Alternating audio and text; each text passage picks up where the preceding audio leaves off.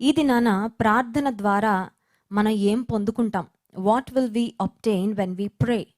ప్రార్థన ద్వారా మనం ఏమి పొందుకుంటాము అనే అంశం గూర్చి 3 ప్రాముఖ్యమైన విషయాలు మీతో పంచుకోవాలని నేను దేవుని ఆత్మ ద్వారా ప్రేరేపించబడుతున్నాను. ప్రార్థన విశ్వాసికి ఊపిరి లాంటిది. ఊపిరి ఎంత ప్రాముఖ్యమో ఈ కోవిడ్ వచ్చిన తర్వాత మనందరికీ బాగా అర్థమవుతుంది కదండి. బ్రెత్లెస్నెస్ రాగానే, లేకపోతే ఆస్తమా, ఇస్నోఫిలియా ఉన్న వారికి తెలుసు.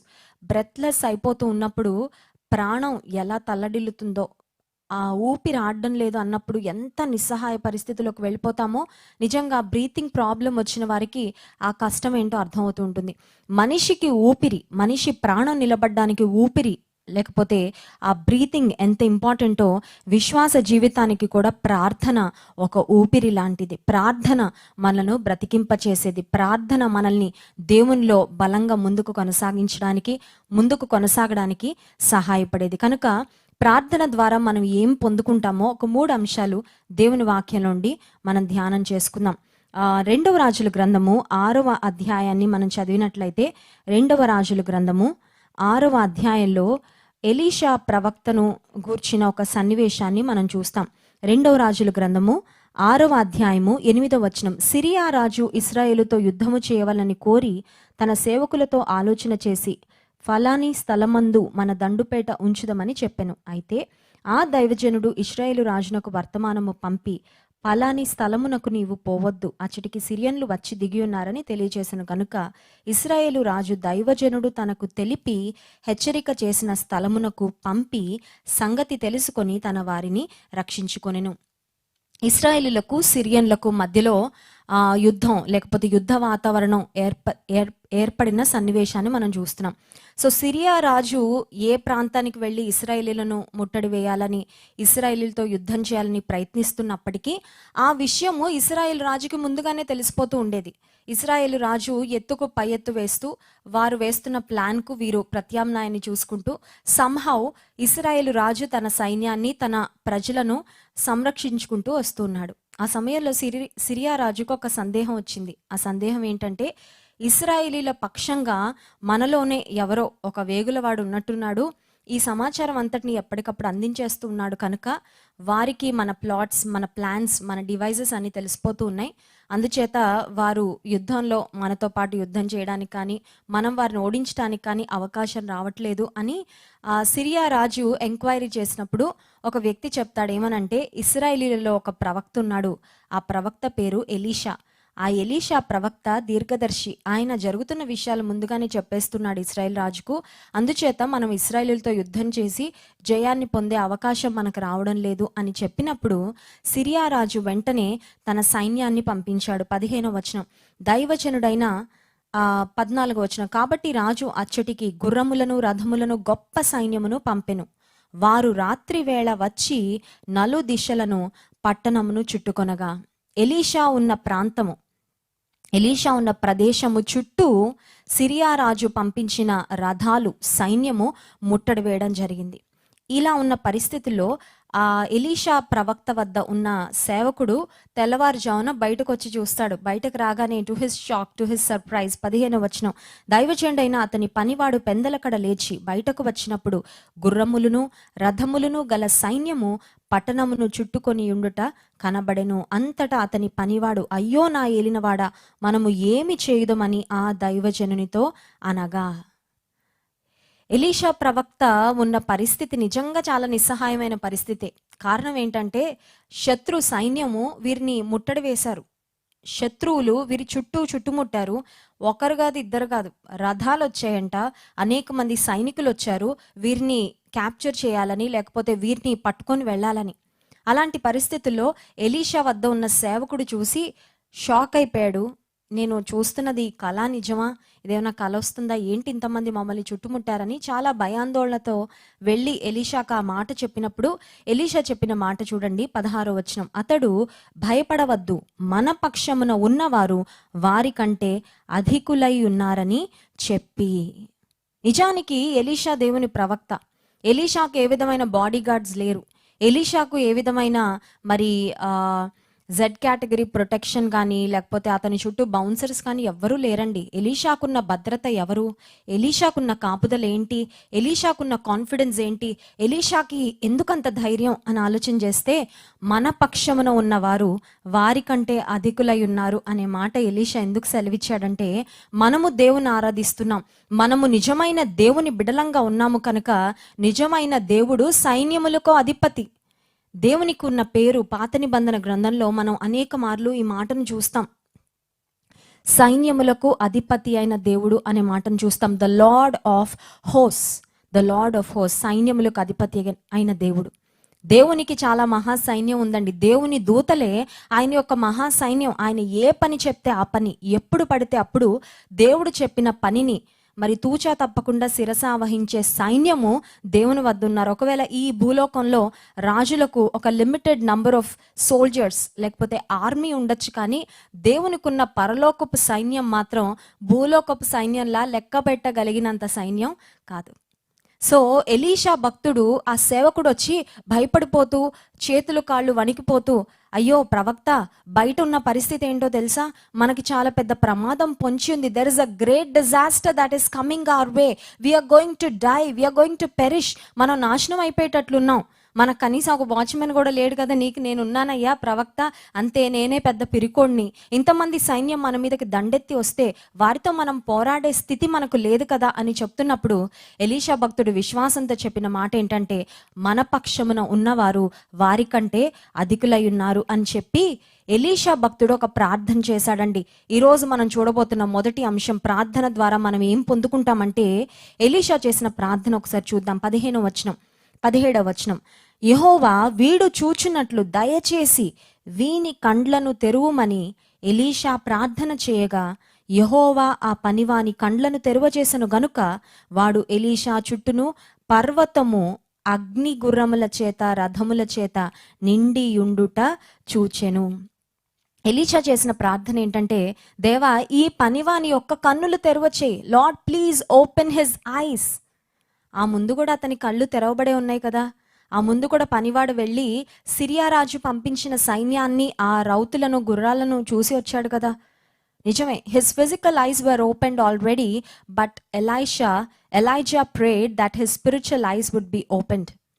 ఎలీషా చేసిన ప్రార్థన ఏంటంటే, ఈ పనివాని యొక్క ఆత్మీయ నేత్రాలు తెరువు ప్రభువా, ఈ పనివాని యొక్క ఆత్మీయ నేత్రాలు తెరువు అని ప్రార్థన చేసినప్పుడు ఆ పనివాడు బయటకు వెళ్ళి చూడగానే ఒక ఆశ్చర్యం కలిగించే దృశ్యం అతనికి కనబడింది. సిరియా రాజు పంపించిన సైన్యం ఆర్డినరీ సైన్యం, వారి గుర్రాలు లేకపోతే రౌతులు నార్మల్వి, ఆర్డినరీవి అయితే, దేవుడు తన సేవకుని కాపాడడానికి, దేవుడు తన ప్రవక్తను కాపాడడానికి, దేవుడు తన పక్షంగా నిలబడిన ఆయన బిడ్డను కాపాడడానికి ఆయన పెట్టిన ఇన్విజిబుల్ ఆర్మీ ఎలా ఉంది అని ఆలోచన చేస్తే, ఎలీషా చుట్టూ అగ్ని గుర్రముల చేతను రథముల చేతను దేవుడు నింపాడంట. హల్లెలూయా. ప్రార్థన చేసినప్పుడు ఏం జరుగుతుందంటే, God opens our spiritual eyes so that we can see the unknown. Bible గ్రంథంలో మరికొన్ని సన్నివేశాలు కూడా చూస్తాము. కొంతమంది వ్యక్తుల యొక్క నేత్రాలు, మనోనేత్రాలు దేవుడు తెరిచినప్పుడు వారు సామాన్యంగా మన బాహ్య నేత్రాలతో కనబడని వాటిని వారి స్పిరిచువల్ ఐస్తో చూడగలిగారు. ఫర్ ఎగ్జాంపుల్, బిలాము కన్నులు దేవుడు తెరిచాడు. బిలాము ప్రవక్త గాడిద మీద వెళ్ళిపోతున్నాడు ఇశ్రాయేలును శపించడానికి.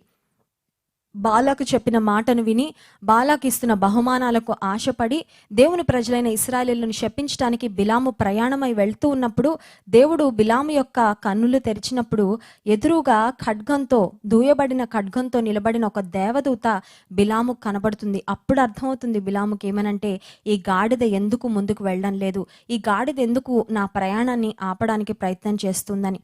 ఎందుకు ఈ మాటలు చెప్తున్నా అంటే, చాలాసార్లు మన ఫిజికల్ ఐస్తో, మన బాహ్య నేత్రాలతో మనకు కనబడేది చాలా లిమిటెడ్ అండి. ఎఫెసీ పత్రిక 6వ అధ్యాయంలో కూడా మనం చూసినట్లయితే, మరి మనం పోరాడున్నది శరీరులతో కాదు అనే మాట దేవుని వాక్యంలో మనం గమనించవచ్చు. దేవుడిచ్చే సర్వాంగ కవచాన్ని ప్రతి విశ్వాసి ధరించుకోవాలి అని చెప్పబడిన సందర్భంలో మనము పోరాడున్నది శరీరులతో కాదు. Every day we are thinking about the external clothes that we wear. మంచి వస్త్రాలు వేసుకోవాలి, శుభ్రమైన వస్త్రాలు, ఉతికిన వస్త్రాలు, ఇస్త్రీ చేసిన వస్త్రాలు మనం వేసుకోవాలి అని ఆశపడుతుంటాం. వర్షం అయితే వర్షంలో వెళ్ళేటప్పుడు రెయిన్ కోట్ వేసుకోవాలని, ఒకవేళ మంచు ప్రదేశాల్లో అయితే ఒక లెదర్ జాకెట్ వేసుకొని వెళ్ళాలని ప్రయత్నం చేస్తుంటాం. కానీ దేవుని వాక్యం సెలవిస్తుంది, ప్రతి విశ్వాసి అనుదినము సర్వాంగ కవచాన్ని ధరించుకోవాలి. ఈ సర్వాంగ కవచము ఎందుకు ఉపయోగపడుతుంది? ఈ సర్వాంగ కవచం మనకు ఎందుకు ప్రొటెక్షన్ అని ఆలోచన చేస్తే, మనము పోరాడునది శరీరులతో కాదు. ఈ రోజుల్లో హ్యాండ్ వాష్లకు, హ్యాండ్ శానిటైజర్స్కు మరి అవి చక్కగా వైరసెస్తో లేకపోతే జర్మ్స్తో పోరాడతాయని యాడ్స్లో చూపిస్తూ ఉన్నారు. అందుకనే మనం చేతులు మండిపోతున్నా సరే, రకరకాల ఇబ్బందులు వస్తున్నా సరే, చాలా ఖర్చు అయిపోతున్నా సరే, ఈ శానిటైజర్స్ను వీటన్నిటిని మనం కొనుక్కుంటూ ఉన్నాం, వాడుకుంటూ ఉన్నాం. కారణం ఏంటంటే ఈ జర్మ్స్ నుంచి, వైరస్ నుంచి ఏదో ఒక విధంగా మనం ప్రొటెక్ట్ చేయబడాలి అనే ఉద్దేశం. జర్మ్స్ మన కంటికి కనబడవు, కానీ జర్మ్స్ ఉన్నాయి. అపవిత్రాత్మ శక్తులు, సాతాను శక్తులు, దురాత్మ శక్తులు నిన్ను నష్టపరచాలని, నిన్ను ఆత్మీయంగా దిగజార్చాలని, నిన్ను పాపంలోకి లాగాలని ఎప్పుడు ప్రయత్నం చేస్తూనే ఉంటాయి.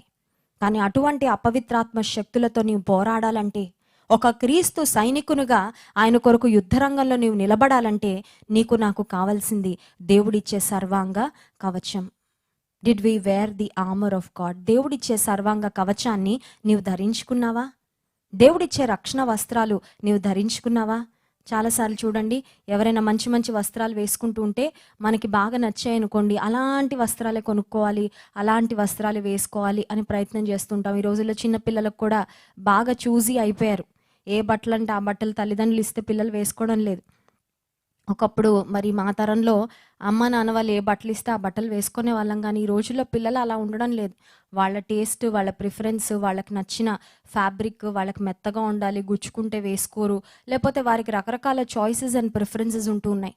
భౌతిక సంబంధమైన వస్త్రాలు ఎటువంటివి మనం ధరించినప్పటికీ, ఆత్మీయమైన వస్త్రాలు మనం ధరించకపోతే, సర్వాంగ కవచాన్ని మనం ధరించకపోతే, అపవాది వేసే అగ్ని బాణాలకు మనం ఖచ్చితంగా ఆహుతైపోతాం. అందుకే దేవుని వాక్యం సెలవిస్తుంది, అపవాది గర్జించు సింహము వలె ఎవరిని మృంగుదునా అని వెదకుచూ తిరుగుచున్నాడు. The devil is like a roaring lion seeking whom he may devour అనే మాట దేవుని గ్రంథంలో మనం చూస్తున్నాం. కనుక ప్రార్థన ద్వారా ఏం జరిగిందంటే, ఎలీషా ప్రవక్త ప్రార్థన చేసినప్పుడు దేవుడు ఆ సేవకుని కన్నులు తెరిచినప్పుడు ఆశ్చర్యకరమైన విషయము, సిరియా రాజు సైన్యము కంటే ఇంకా బలమైన సైన్యము, పరలోక సైన్యాన్ని దేవుడు దింపాడు తన సేవకుని, తన భక్తుని కాపాడడానికి. ఉదయకాల సమయంలో ఒకవేళ నీకు బహుశా ఫిజికల్ అయితే సమస్యలే కనబడుతున్నాయేమో, కానీ ఆ సమస్యల నుండి నిన్ను షీల్డ్ చేయడానికి, ప్రొటెక్ట్ చేయడానికి దేవుడు ఏ విధంగా పనిచేస్తున్నాడో నీకు అర్థం కావడం లేదు.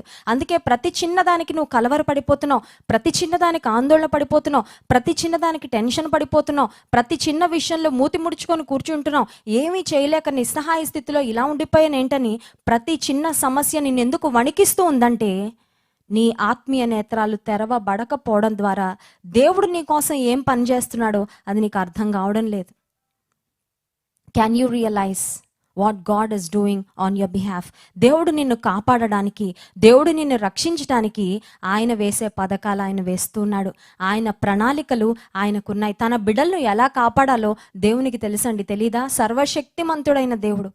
సిరియా రాజు కొంత సైన్యాన్ని పంపించాడేమో, ఒక లిమిటెడ్ నంబర్ పంపించాడేమో, కానీ దేవుడు పరలోకం నుండి తన సేవకుని కాపాడడానికి, తన ప్రవక్త ప్రాణాన్ని కాపాడడానికి అగ్ని రథాలను ఆకాశం నుండి దేవుడు దింపాడు.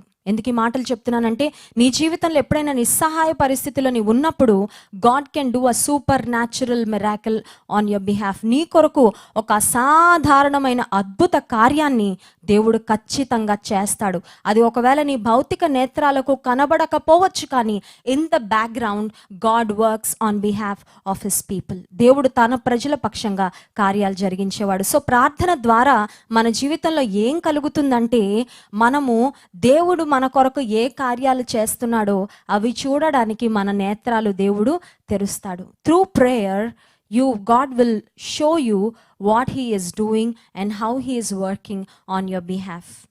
నేను అనుకుంటాను, అప్పటి వరకు ఎలీషా వద్ద ఉన్న సేవకుడు గజగజలాడిపోతూ 103 జ్వరం వచ్చేసి ఉంటుంది. ఎందుకంటే ఆ సిరియా రాజు సైన్యాన్ని చూడగానే ముందు నన్నే పట్టుకుంటారు, ఆ తర్వాత నా ప్రాణం ఏమైపోద్దో అని ప్రాణభయంతో గజగజలాడుతున్న ఆ సేవకుడు ఒక్కసారిగా దేవుడు పంపించిన ఆకాశం నుండి పంపించిన అగ్నిరథాలను చూడగానే కొండంత ధైర్యం వచ్చేసి ఉంటుంది.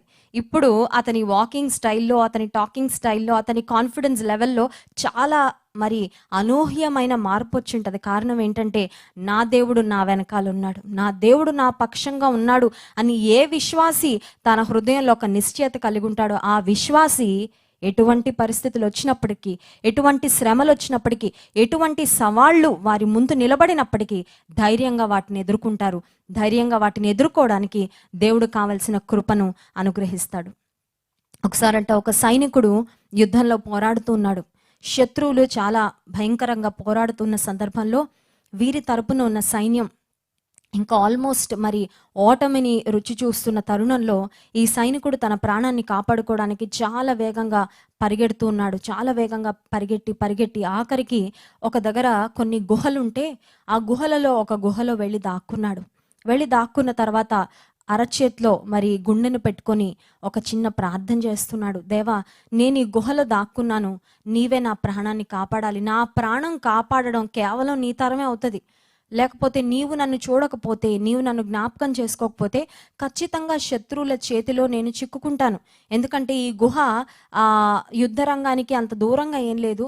ఖచ్చితంగా శత్రువులు వస్తారు, ఈ గుహలో వెతుకుతారు, నేను దొరికానంటే నా ప్రాణాన్ని మిగల్చరు. సో ఆ సమయంలో చాలా నిస్సహాయమైన పరిస్థితిలో ప్రార్థన చేస్తూ ఒక ఆలోచన వచ్చిందంట. కొన్నిసార్లు మనం కూడా దేవునికి ఐడియాస్ ఇస్తూ ఉంటాం కదండి. దేవుడికి ఏదో ఐడియాస్ తక్కువైనట్లు, దేవుడికి మనమే ఐడియాస్ ఇస్తే ఆయన ఇంప్లిమెంట్ చేయాలన్నట్లుగా కొన్నిసార్లు మనం ఐడియాస్ ఇస్తుంటాం. ఇలా చేయి ప్రభా, ఇలా హెల్ప్ చేయి, నాకు ఇలా చేస్తే బాగుంటుంది, నాకు అది ఇష్టం ఇది ఇష్టం అని కొన్నిసార్లు మనం దేవునికి సలహాలు ఇస్తూ ఉంటాం.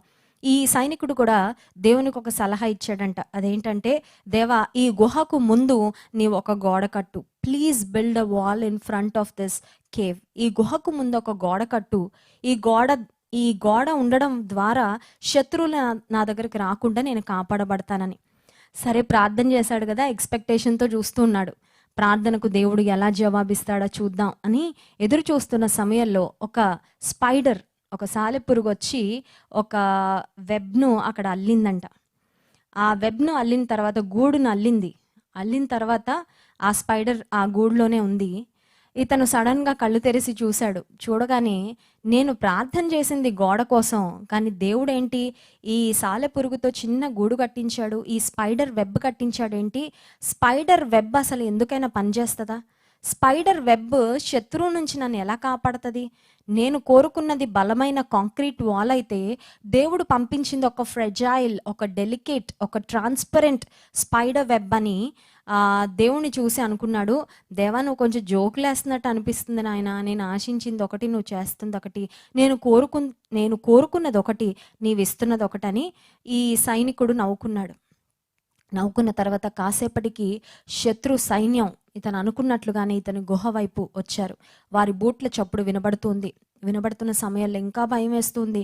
దేవా, నన్ను ఎలా అయినా నువ్వే కాపాడు, నీవే నాకు దిక్కు అని ప్రార్థన చేస్తూ ఉండగా ఆ గుహలో దాక్కున్నాడు కదా ఒక శత్రు సైనికుడు ఆ గుహ ఎంట్రన్స్ వరకు వచ్చాడు, ద్వారం వద్దకు వచ్చాడు. వచ్చిన తర్వాత అన్నాడంట, ఈ గుహ బయట ఈ సాలెపురుగు గూళ్ళు, ఈ స్పైడర్ వెబ్స్ ఉన్నాయి, కాబ్ వెబ్స్ ఉన్నాయి అంటే అర్థం బహుశా ఇందులోకి ఎవరు వెళ్ళుండరు. ఎందుకంటే ఇందులోకి ఎవరైనా వెళ్ళుంటే ఇక్కడ స్పైడర్ వెబ్ ఉండదు కదా. ఆ స్పైడర్ వెబ్ను ఖచ్చితంగా తెంచుకొని లోపలికి వెళ్ళుంటారు. ఇక్కడంతా స్పైడర్ వెబ్ ఉందంటే బహుశా ఇందులో ఎవరు ఉండరు. నా టైం ఎందుకు అనవసరంగా నేను వేస్ట్ చేసుకోవాలి, లోపలికి వెళ్ళని ఆ సైనికుడు ఏ మార్గంలో వచ్చాడో ఆ మార్గంలో తిరిగి వెళ్ళిపోయాడు.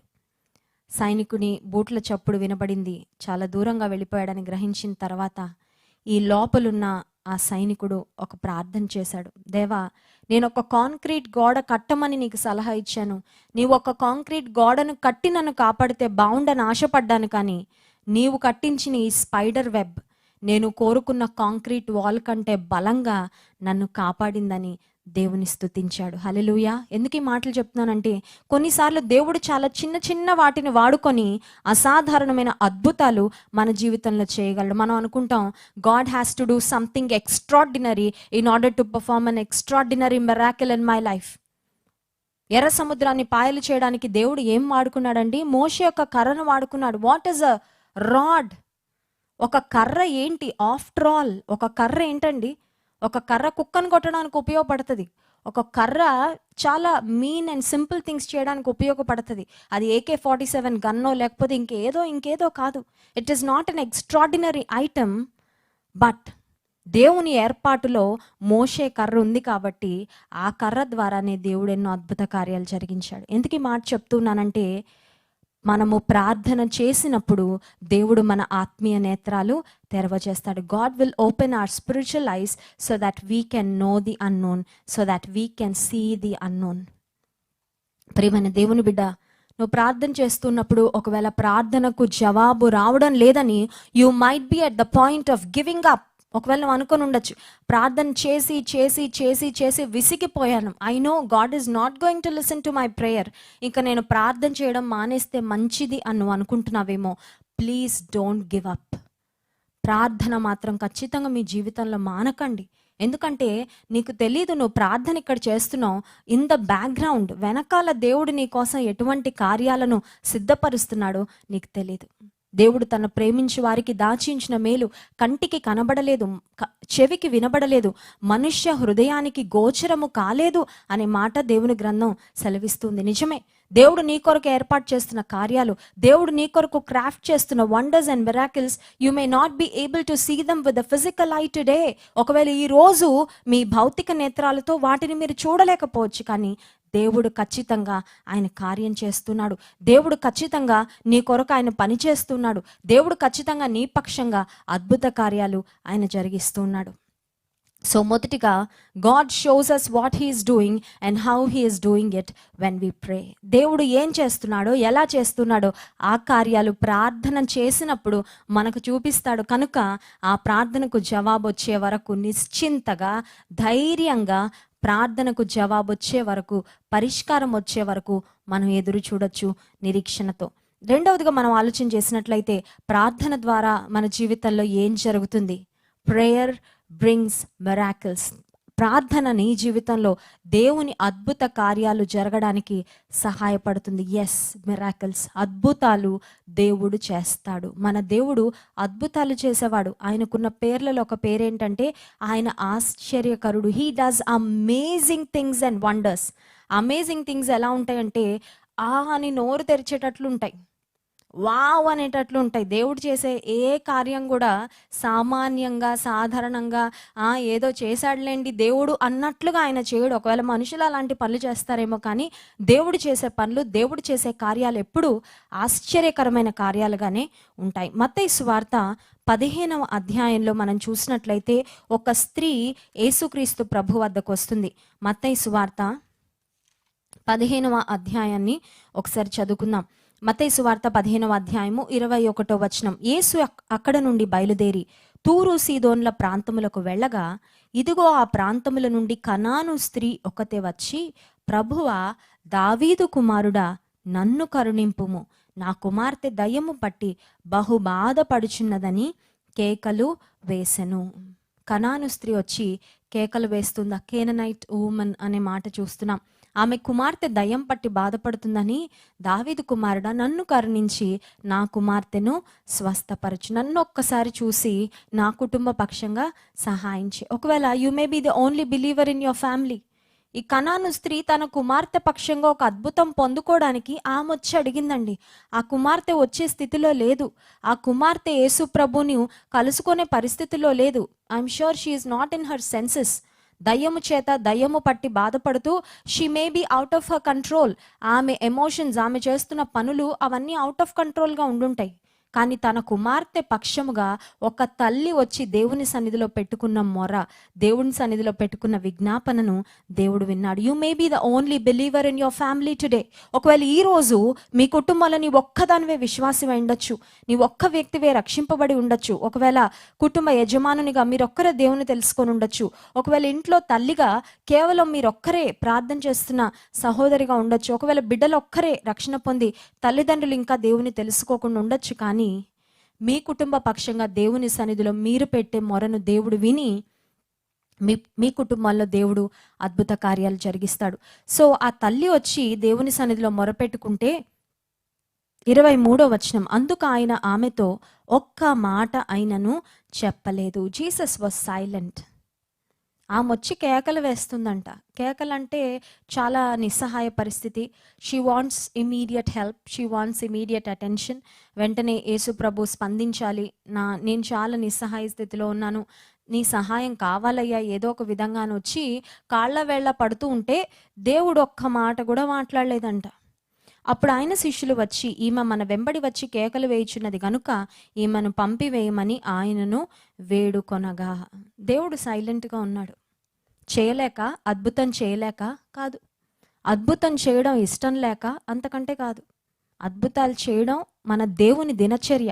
Doing miracles is an everyday business to our God. మన దేవుని దినచర్య అద్భుతాలు చేయడం. మనం ఎలా ఉదయాన్నే లేవగానే బ్రష్ చేసుకొని, స్నానం చేసుకొని, టిఫిన్ చేసి, మరి మనం ప్రతిరోజు దినచర్యలో కొన్ని పనులు చేసేస్తూ ఉన్నట్లు దేవాతి దేవుడు కూడా ఆయన దినచర్యలో భాగం ఏంటంటే తన ప్రజల పక్షంగా అద్భుతాలు చేయడం. హల్లెలూయా.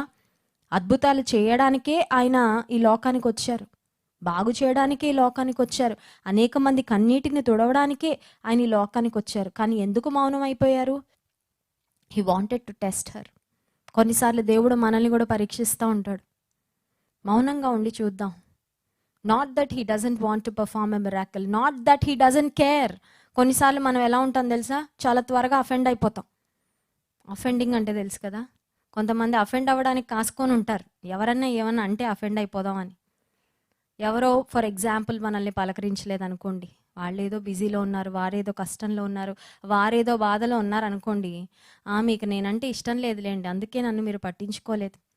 మీకు మేమెక్కడ కనబడతాం లేండి, మీరు చాలా గొప్పోళ్ళు కదా. అంటే వీళ్ళు ఏంటంటే అక్కడ మ్యాటర్ ఉన్నా లేకపోయినా కొన్నిసార్లు త్వరగా బాధపడిపోవాలని రెడీ అయిపోతూ ఉంటాం అనమాట. అది మానవుల స్వభావం. అది యేసుక్రీస్తు ప్రభువారి వద్దకు ఆయన శరణు కోరి కనాను స్త్రీ వచ్చి ఆయన కాళ్ళ వేళ్ళ పడి, కరుణించయ్యా, నన్ను చూసి నా కుమార్తెని స్వస్థపరచని అడిగితే యేసుక్రీస్తు ప్రభు మౌనంగా ఉన్నాడంట, మాట్లాడలేదు. ఆ తర్వాత ఏం జరిగిందో చూడండి, 24వ వచనం. ఆయన ఇశ్రాయేలు ఇంటి వారై నశించిన గొర్రెల యొద్దకే కానీ మరి ఎవరి యొద్దకును నేను పంపబడలేదనెను. 25వ వచనం. యేసు ప్రభు మౌనంగా ఉన్నాడు. ఆ తర్వాత అన్నాడు, మీలాంటి వారిని స్వస్థపరచడానికి నేను రాలేదు, ఇశ్రాయేలును స్వస్థపరచడానికి, ఇశ్రాయేలులకు సహాయం చేయడానికి వచ్చాను అన్నట్లుగా ఆయన మాట్లాడితే ఆమె యొక్క స్పందన చూడండి. 25వ వచనం. అయినను ఆమె వచ్చి ఆయనకు మ్రొక్కి, ప్రభువా నాకు సహాయము చేయమని అడిగాను. మన యాటిట్యూడ్ ఎలా ఉంటుందండి?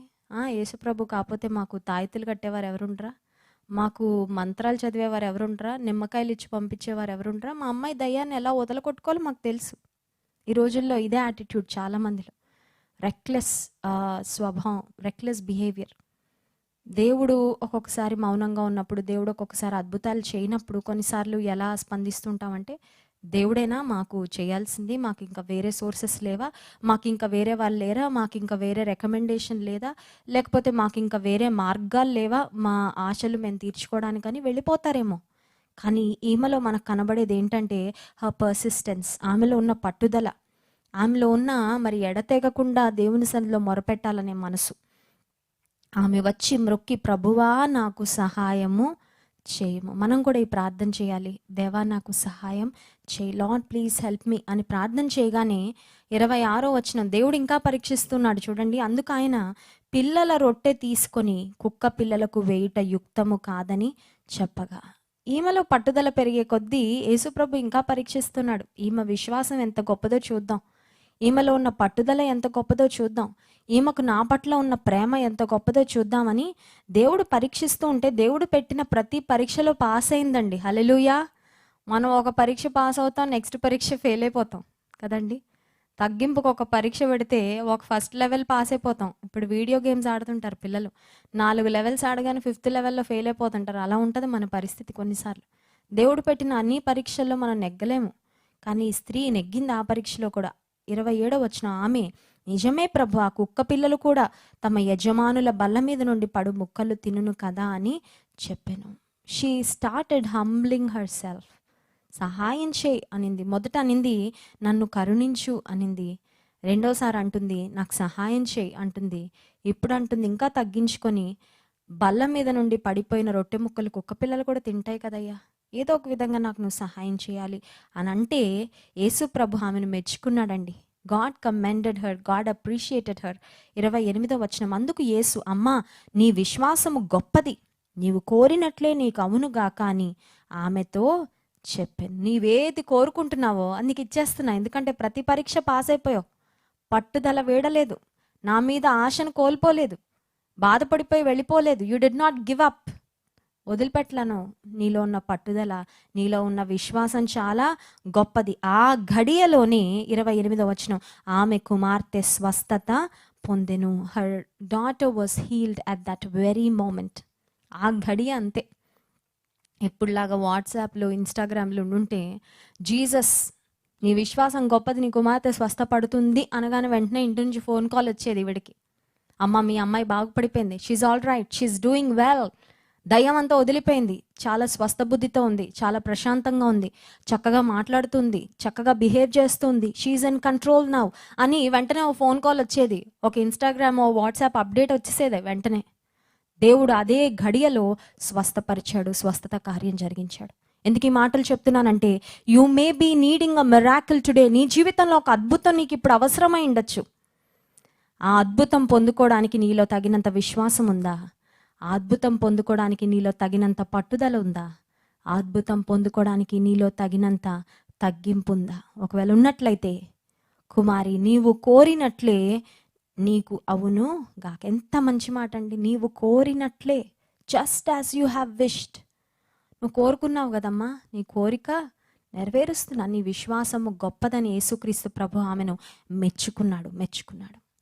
ఉదయకాల సమయంలో నీకు ఏ అద్భుతం కావాలైనా ఆ అద్భుతాన్ని యేసుక్రీస్తు ప్రభు నీ పక్షంగా చేయగలిగిన వాడు. He is a God of wonders, he is a God of miracles.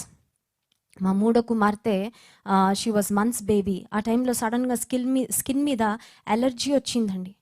ఏదైనా ఫుడ్ తినగానే అలర్జీ వచ్చేస్తూ ఉండేది, ర్యాష్ వచ్చేస్తూ ఉండేది. ఆ ర్యాష్కి పాపం చాలా ఇబ్బంది పడుతూ ఉండేది, రాత్రి కాలంలో నిద్రపోలేకపోయేది. సరే ప్రార్థన చేస్తూ వచ్చాము. ఒక డర్మటాలజిస్ట్, రాజమండ్రిలో నాకు మంచి డర్మటాలజిస్ట్ దగ్గర తీసుకొని వెళ్తే ఆ డాక్టర్ గారు అన్నారు, మీ పాప స్కిన్ చాలా సెన్సిటివ్ స్కిన్ అండి, ఈ సెన్సిటివ్ స్కిన్ వల్ల మీరు చాలా ఫుడ్ ఐటమ్స్ అవాయిడ్ చేయాలని, ఏ కూరగాయలు పెట్టకూడదో, ఏ నాన్ వెజ్లు పెట్టకూడదో మొత్తం లిస్ట్ ఇచ్చారు. ఆల్మోస్ట్ అందులో హెల్తీ ఫుడ్స్ అన్నీ అవాయిడ్ అయిపోయాయి. ఫ్రూట్స్ పెట్టకూడదంట, సిట్రస్ ఫ్రూట్స్ ఏవి పెట్టకూడదు, తర్వాత చికెన్ పెట్టకూడదు అన్నారు, ఫిష్ పెట్టకూడదు అన్నారు, తర్వాత వెజిటబుల్స్ చాలా పెట్టకూడదు అంటున్నారు. మీ పాపని గార్డెన్స్కి, పార్క్స్కి తీసుకెళ్ళకూడదు. పువ్వుల దగ్గరికి వెళ్తే ఆ పూల పాలెన్ అంటే ఆ పూల మధ్యలో ఉంటుంది కదా, అది తగిలినా కూడా స్కిన్ సెన్సిటివ్ అయిపోద్ది. ఆకుల దగ్గరికి కూడా వెళ్ళకూడదు, మొక్కల దగ్గరికి వెళ్ళి పట్టుకుని ఒక్కొక్కసారి ఎలర్జీ వస్తూ ఉంటుంది. ఐస్ క్రీమ్స్ పెట్టకూడదని పెద్ద లిస్ట్ చదివేశారు. ఆ లిస్ట్ అంతా చదివిన తర్వాత ఇంకా ఈ పాపకి తినిపించడానికి ఇంకేమున్నాయి, పెట్టడానికి ఏమున్నాయి? ముగ్గురు మధ్యలో అక్కలిద్దరు వెళ్ళి అన్నీ ఆడుకుంటూ ఉంటే తనని ఎలా ఆపగలం మేము? It's impossible, it's going to be a big problem. అన్ని ఆహార పదార్థాలు పెట్టలేకపోతే చక్కగా బిడ్డ ఎలా ఎదగగలదు? బెడ్షీట్స్ కూడా మీరు తినకి వాడే జాగ్రత్తగా ఉండాలి, రగ్గులు లాంటివి వాడకూడదు, వాటిలో ఏదైనా చిన్న డస్ట్ పార్టికల్స్ ఉన్న స్కిన్ ఎలర్జీ వచ్చేస్తుంది, ఇలా ఏదేదో చెప్పారు డాక్టర్. అవన్నీ విన్న తర్వాత ఇంటికి వచ్చి జాన్ వెస్లీ గారు నేను ప్రార్థన చేశాం, ప్రభా నీవిచ్చిన కుమార్తె, నీవిచ్చిన బిడ్డ, ఆ స్కిన్ చాలా సెన్సిటివ్గా ఉందని డాక్టర్స్ చెప్తున్నారు, నీవు ఒక్కడవే స్వస్థపరచగలవు, మా కుమార్తెను నువ్వు స్వస్థపరచు, మా కుమార్తెకు మంచి ఆరోగ్యం దయచేయని పట్టుదలతో దేవుని సన్నిధిలో ప్రార్థన చేశామండి. ఈరోజు దేవుడు చేసిన అద్భుత కార్యం ఏంటంటే, ఏ ఫుడ్ తిన్నా, ఏం చేసినా, వేటితో ఆడినా దేవుని కృప వల్ల తన స్కిన్ని దేవుడు స్వస్థపరిచాడు. ప్రతి విధమైన ఎలర్జీ నుండి దేవుడు ఆ బిడ్డను స్వస్థపరిచాడు. హల్లెలూయా. ఎందుకు ఈ మాట చెప్తున్నానంటే, కొన్నిసార్లు కుటుంబంలో వచ్చే చిన్న చిన్న సమస్యలే మనకు ఒక బర్డన్గా మారిపోతూ ఉంటాయి. అయ్యో ఆ బిడ్డలకి ఏంటి అనారోగ్యం, ఏంటి ఈ అస్వస్థత, ఈ సమస్యతో ఎన్ని రోజులు మేనేజ్ చేయాలి, ఈ సమస్యతో ఎన్ని రోజులు ముందుకు వెళ్ళాలని ఒకవేళ నీ మనసులో చింతుందేమో, ఒకవేళ బాధ దిగులు గూడు కట్టుకుని ఉందేమో, మన దేవుడు స్వస్థపరిచేవాడు. As you pray God will do wonders on your behalf. నువ్వు ప్రార్థన చేస్తూ ఉండగా దేవుడు నీ పక్షంగా అద్భుత కార్యాలు జరిగిస్తాడు. 3వ అంశం చెప్పి నా సందేశాన్ని ముగించాలని ఆశపడుతున్నాను. మొదటి అంశం మనం చూసాం, through prayer God opens your eyes so that you can see what he is doing and how he is working on your behalf అని చూసాము. రెండవదిగా through prayer you will start experiencing God's miracles and wonders. దేవుని యొక్క అద్భుతాలు, ఆశ్చర్యకార్యాలు మనం పొందుకుంటాం. మూడో అంశం చెప్పి నేను ముగిస్తాను. ప్రార్థన ద్వారా మన జీవితంలో ఏమి కలుగుతుంది అని ఆలోచన చేస్తే, ప్రార్థన ద్వారా యేసుక్రీస్తు ప్రభువారి యొక్క స్వారూప్యత, ఆయన యొక్క పోలిక మనలో రావడం ప్రారంభం అవుతుంది. హల్లెలూయా. నేను ఒకసారి ఒక చిన్న పోస్ట్ చూశానండి. ఆ పోస్ట్ ఏంటంటే, ప్రార్థన గదిలోకి ఒక విశ్వాసి ఉంటాడు. వెళ్తూ ఉన్నప్పుడు ఒక పిల్లిలాగా వెళ్తూ ఉంటాడు. ఆ ప్రార్థన గదిలోకి వెళ్ళిన తర్వాత ఆ విశ్వాసి బయటకు వస్తున్నప్పుడు అతని కౌంటెనెన్స్, అతని యొక్క ముఖ కవళికలు, అతని వాకింగ్ స్టైల్ అంతా ఒక సింహంలాగా బయటకు వస్తుంటాడు. ఎందుకు ఈ చిన్న ఎగ్జాంపుల్ చెప్పానంటే, ఒకవేళ దేవుని సన్నిధిలో నీవు ప్రార్థన చేయక ముందు ఒక పిరికివానిగా, ఒక చిన్న వ్యక్తి, నేను I'm so weak, I'm so helpless, I'm so powerless, నేను ఏం చేసుకోలేను, నాకు ఇన్ని సమస్యలు ఉన్నాయని నీవు నీ సమస్యలను చూసి చాలా చిన్న వ్యక్తిగా భయపడిపోతూ దేవుని సన్నిధికి వెళ్ళినా, యూదా గోత్రపు సింహమైన యేసు ప్రభుతో నీ సమస్యలన్నీ చెప్పుకున్న తర్వాత దేవుడు నీకు నీతిమంతుడు సింహము వలె ధైర్యముగా ఉండునని ఆయన వాక్యంలో వ్రాయబడినట్లుగా గొప్ప ధైర్యముతో నీ హృదయాన్ని ఆయన నింపుతాడు. హల్లెలూయా. So when we spend time in prayer, we will be transformed into the image of Christ. యేసుక్రీస్తు ప్రభువారి యొక్క రూపములోనికి మనము మార్చబడుతూ ఉంటాం. బైబిల్ గ్రంథంలో పాత నిబంధనలో 2 పుస్తకాలు, 2 స్త్రీల పేర్ల మీద పరిశుద్ధాత్మ దేవుడు వ్రాయించారు. మనందరికీ తెలుసు. ఎస్తేరు గ్రంథం ఒకటి, రూతు గ్రంథం మరి ఒకటి. ఎస్తేరు గ్రంథాన్ని మనం ధ్యానం చేసినట్లయితే, ఎస్తేరు ఒక అనాథ, తల్లిదండ్రులు లేని యవనస్తురాలు. తన పినతండ్రి కుమారుడైన మొర్దెకై యాక్చువల్గా కజిన్ అవుతాడు. తన తల్లిదండ్రులు చనిపోయిన తర్వాత కుమార్తెగా ఎస్తేరును అడాప్ట్ చేసుకుంటాడు. ఎస్తేర్ను తన కుమార్తెగా అడాప్ట్ చేసుకొని ఆమె విషయంలో బాధ్యత తీసుకుంటూ ఉంటాడు. ఎప్పుడైతే వష్టి తన గర్వం ద్వారా ఆమె యొక్క అంతఃపురాన్ని, ఆమె రాణి స్థానాన్ని పోగొట్టుకుందో, రాజైన అహశ్వరోషు ఆ సూషన్ కోటలో ఉన్న అనేక మంది యవన కన్యకలను, సౌందర్యం కలిగిన స్త్రీలందరినీ సెలెక్ట్ చేసి సూషన్ కోటలోకి వారిని తీసుకొని వచ్చి వారికి బ్యూటీ ట్రీట్మెంట్స్ ఇచ్చినట్లుగా ఎస్తేరు గ్రంథంలో చూస్తాం.